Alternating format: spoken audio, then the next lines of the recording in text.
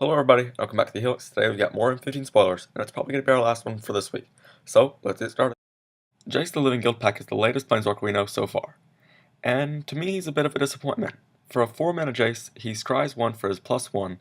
He bounces a permanent that's not a land for his -3, which he starts at 5 loyalty, which is a bad ability, which means he can go on plus back off.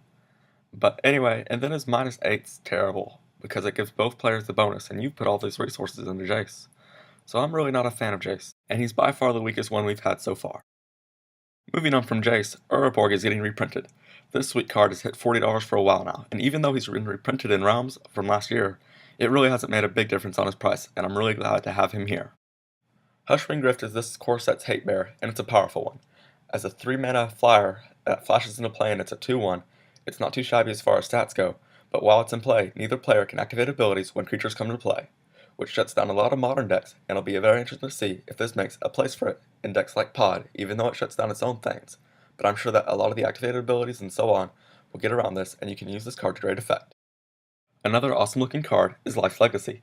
Life's Legacy is the epitome of cards that would look awesome if they had instant written on them instead of sorcery, but in this case it does, but its ability allows you to sacrifice a creature as a cost in order to draw cards equal to that creature's power, and the reason that this card would be so much better if it was instant is that you could do it in response to it dying, rather than waiting for it to be cleared to do so. Perilous Vault is just barely skipping out on Bolivian Stone getting your reprint. Perilous Vault, for the cost of 1 more mana, exiles all the cards that Oblivion Stone would kill.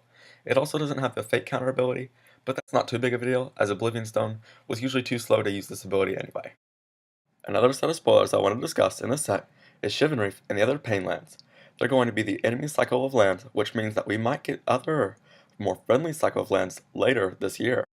And I in particular would love to see them back in Modern, or particularly being reprinted for Legacy, as they are mighty expensive nowadays. Moving on to more great spoilers, Chief Engineer seems like a more smooth version of the Grand Architect ability.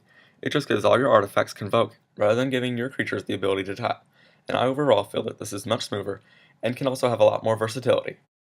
Speaking of this new advantage, Phyrexian Revoker seems like an odd card, unless the cons are going to have some company in the next set, but either way, I find Phyrexian Revoker to be a fine card, even though it's a bit too fragile for a Pithing Needle.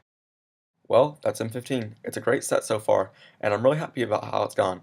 A little disappointed on Jace, but they can't all be winners. Anyway, hope you enjoyed, and as always, Jesus loves you.